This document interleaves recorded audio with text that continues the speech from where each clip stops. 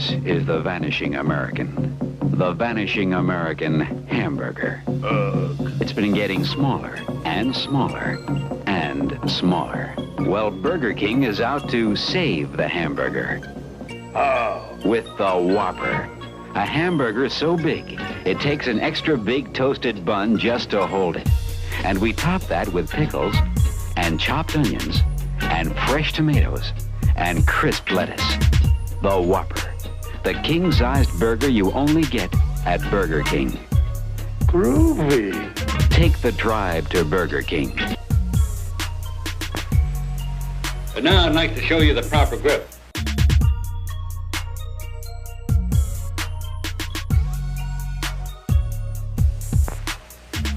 But now I'd like to show you the proper grip.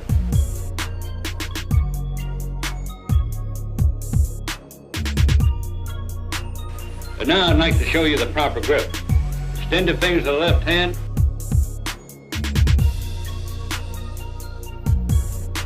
Thumb down. Now match the fingers of the left hand with the right hand. Up and over. Now grip firmly. Relax the shoulders. Head down. And now you have the Sam Snead grip. It takes two hands to handle a Whopper, 'cause the burgers are bigger at Burger King. Meat. Soda.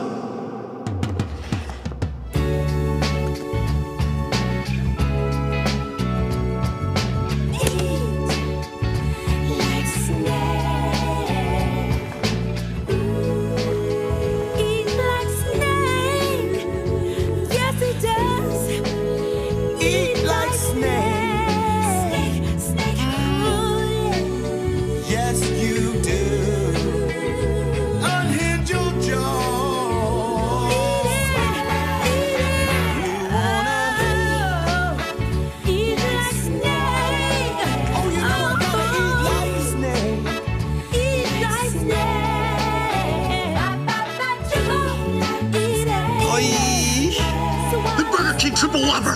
Eat like a snake! Come on, Whopper!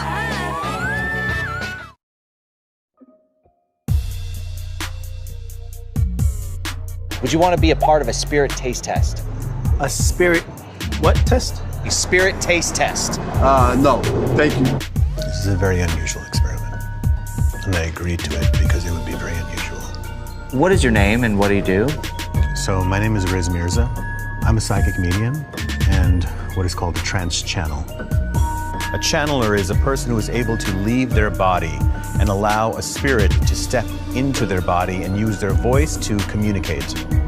This particular location that you've been called to, the Hotel Alexandria, has a very, very deep and powerful history. Would you be comfortable channeling spirits to taste test the Ghost Whopper? Is a burger.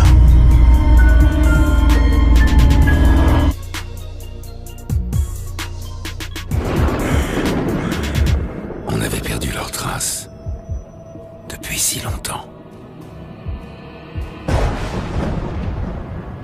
On raconte qu'ils avaient été dévorés. On pensait ne plus jamais les revoir. Mais pour Halloween, les Whoppers que vous avez dévorés vont ressusciter. Drain the blood and watch them die there. It's very similar to how we do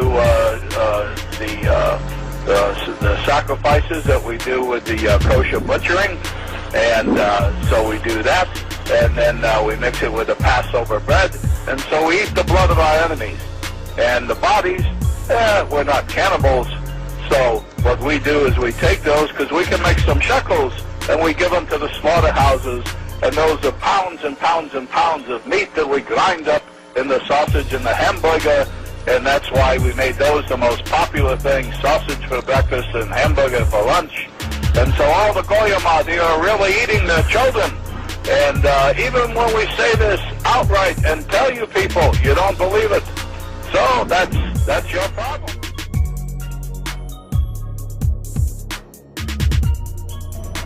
so long. Some say they were eaten without mercy. We'd lost all hope of ever seeing them again. But for Halloween, the Whoppers you devoured will rise from the dead. But for Halloween, the Whoppers you devoured will rise from the dead.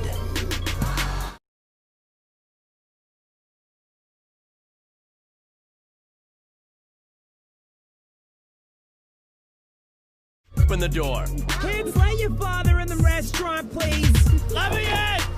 Still serving human flesh? No. Yes! No! We have kind of an adventurous eaters club. We like to try new things. Can you seat 25 people? Oh, well, we might have some more human meat, but it's, $50 a burger. That's a deal.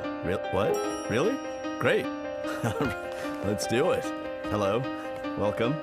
Human flesh. Right this way.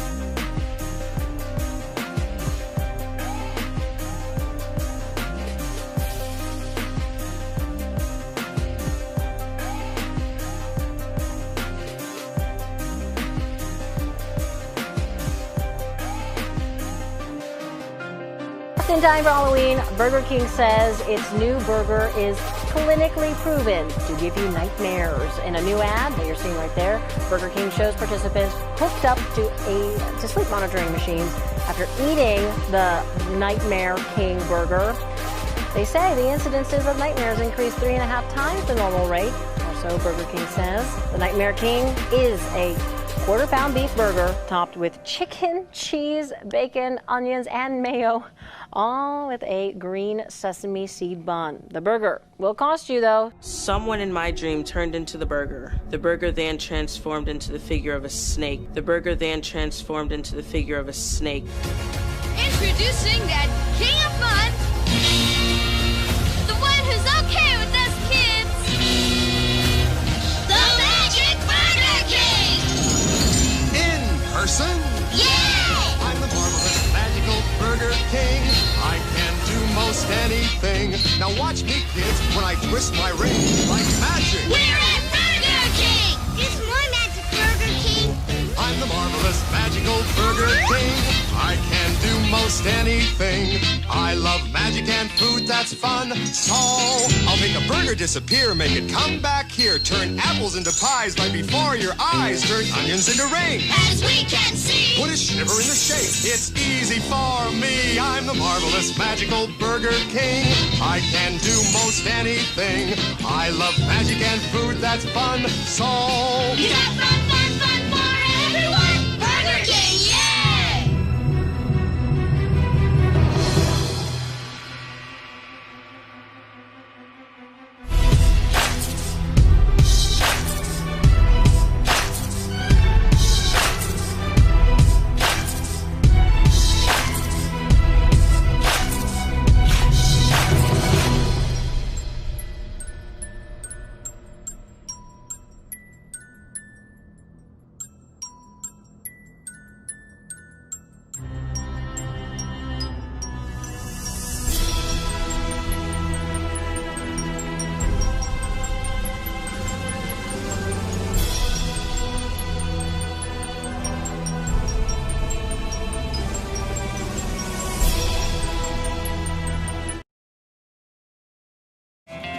Prosecutors in New York and San Francisco are investigating the Monster beverage company. The question, is Monster marketing its caffeinated drinks to kids? Monster and other popular energy drinks, they're facing growing scrutiny for potential health risks, especially to your kids. Well, the data speak for themselves, is that for the past couple of years, thousands of children are being admitted to emergency rooms with cardiac problems and other issues related to drinking energy drinks. And it's going up at an alarming pace.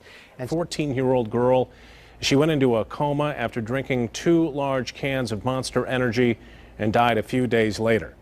The official cause of death was cardiac arrhythmia due to caffeine toxicity. Look at your Monster drink closely. There's a gap right here in the letter M. Okay. It's not connected. No. So we go into Hebrew. The letter Vav is also a number 6. It's got a short top and a long tail. Okay. A short top and a long tail. Okay. You could have here your 666 on the can. Okay. But my interest is the word monster. What do you see in the O? It looks like a cross. There's a cross. What has Christ got to do with an energy drink, let alone the name Monster? So I thought, well, maybe it's a Christian company. Mm-hmm. On the front of the can, it says BFC. Do you know what that stands for? No. That's the F word, big can. Uh-huh. In fact, it's written on the side of the can. So can I get a look? Yep.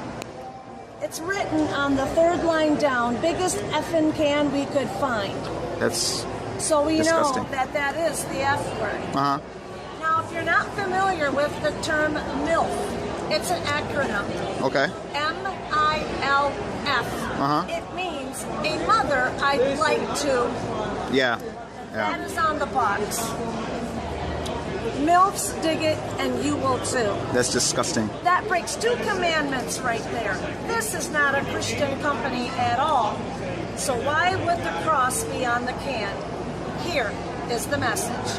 Antichrist. 666 in Hebrew. And then the Bible talks about the beast in Revelation. And look at Monster's ad. That is their statement. Unleash the beast. We see these M's everywhere. Hats, t-shirts, bumper stickers. Is there another agenda? If God can use people and products, so can Satan. Yeah. And even if we don't look at the M as an issue, let's just say that's not even there. You cannot deny that that is a cross. And what is witchcraft? It's when the cross goes upside down. How much blasphemy can you do by drinking from a Monster drink? Call yourself a Christian? Pay attention. This is how the devil gets in. Thank you very much, ma'am. Wow. It's amazing how something so simple as a drink can have such evil intent behind it. That's Satan at work, trying to get us Christians off track with our walk with Jesus Christ. Hey, my hat's off to this lady for having the courage to stand up and fight against such a big corporation. What a strong Christian. So let's not forget what the Bible says in Hosea chapter 4, verse 6. My people are destroyed.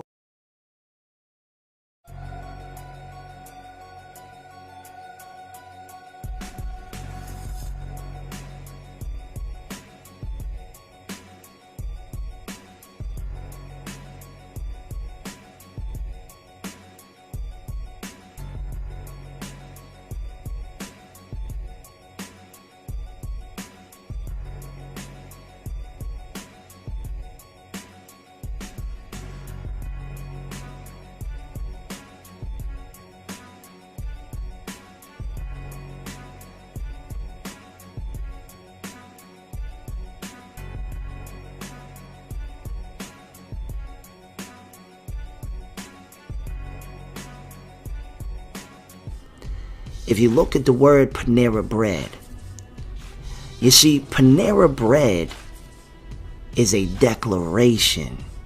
As I've told you in the past, and I'll tell you again, we wrestle not against flesh and blood, but what? Against principalities and powers and the rulers of the darkness of this world and spiritual wickedness in high places. So you have to look at it like a parallel. The high places in the natural realm, the billionaires that own these companies, I would like to say all, but at least 9 out of 10 of them are Luciferians. You understand? The majority of them are Luciferians. They have to come together and they have an agenda.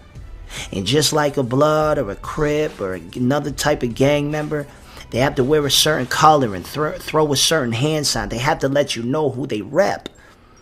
Well, the Luciferians do it through their music, through their restaurants, through Hollywood, through movies. They have to let you know that they have bowed their knee to Satan, to the enemy. Period. It's a fact. You don't have to believe it. But I thank God because a lot of y'all walk in the Spirit.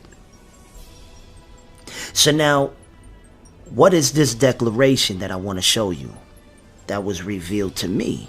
You see, when you seek God and when you love Christ, He will reveal the things hidden in the darkness. He declared that in the book of Daniel. If you look at the word Panera, it's based on 2 words. One is a name and one is a word. You have Pan, and then you have the word era. So in reality, what is Pan? This is one of the false demon gods that the witches worship. They call him the God of nature, but we know he ain't no God of nature. Jesus Christ commanded the wind and the ocean to be still. Pan will bow his knee to the Son of God on that day. Pan, they call him the God of nature, of the wind, he's the God of the wild, and he's also a God of sexuality to them. That's why a lot of these witches they'll go in the woods and dance around naked, all creeped out. Remember, there was a movie that came out a while back called Witch, and towards the end of the movie, it was a goat that was actually Satan operating through the witches. You see?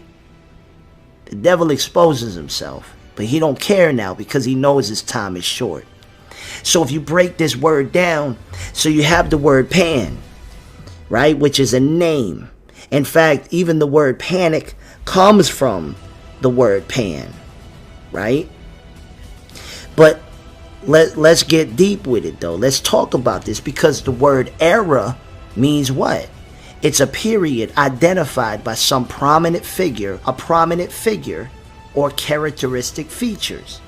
You see that? A fixed point in time from which a series of years is reckoned.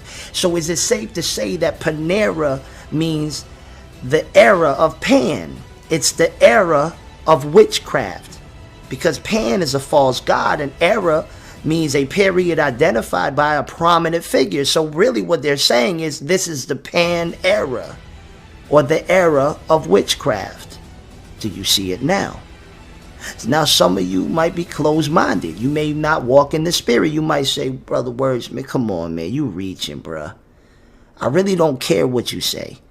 My job is to present the truth. What you do with it is your choice. We don't do that around here. We don't dominate, manipulate, intimidate. We don't force people to believe. It has to be with your own will. That not only do you believe Jesus Christ, Yeshua the Messiah, is Lord, but you also have to realize that this darkness is real. And there really is the children of the devil working behind the scenes in high places, communicating with the principalities and powers in high places. It's that simple. So now you got the Pan era, right? The era of witchcraft. And you might be like, bro, I need a little more evidence than this. Did you know one of their biggest sellers is called the Green Goddess Cobb Salad? I mean, if you're going to be a regular restaurant, why you got to bring gods and goddesses in the midst? Why you got to do that then? Unless there's an agenda. You have Pan era, and Pan is known to be their god of nature, trees and grass, and then you got a green goddess. Clearly there's an agenda going on. But what if I told you it's deeper than that? But in the book of Revelation, you have the mark of the beast ushered by the Antichrist 666, right? Well, what would be the odds that if you look at the logo of Panera Bread, the woman is holding a loaf of bread like a baby? And you notice it isn't 3 regular lines like a baker would do. He would just put 3 little slits. They're 6s. Do you see it? How about now? 6, 6, 6. But I want to show you what they're really saying. I'll show you. Just take a walk with me. These things are being revealed to the saints of the Most High God. The Lord declared in the book of Daniel that he will reveal the things hidden in the darkness and show them to his saints. What Panera Bread, what the Luciferians at the top are declaring through Panera Bread is this: that it is the Pan era, the witchcraft era, and they're ushering in the son of perdition. That's why she's holding the bread like a baby, and it's got 666, because bread is supposed to represent Christ or teaching, right? Because he's the bread of life. Jesus said, beware of the bread or the leaven of the Pharisees. So really what they're saying is they're declaring the birth of the Antichrist, the son of perdition, as their bread. You see, the Antichrist, all through scriptures, wherever he's talked about, he wants to be like the Most High God. He wants to be a false Christ, right? That's why he comes in peaceably. He deceives the people to think that he's actually God, but he's the enemy. So he wants to be bread, you see? And this is what they're declaring, saints. So I'm telling you, it's real. Panera Bread is exposed as a witchcraft declaration with their little Antichrist loaf of bread in the mother's arms, or should we say the green goddess giving birth to the Antichrist. You got the Pan era, the era of the witches. Why you think Nicolas Cage came up with that movie not too long, a couple years back, called The Season of the Witch? Notice the witch movies coming out. That one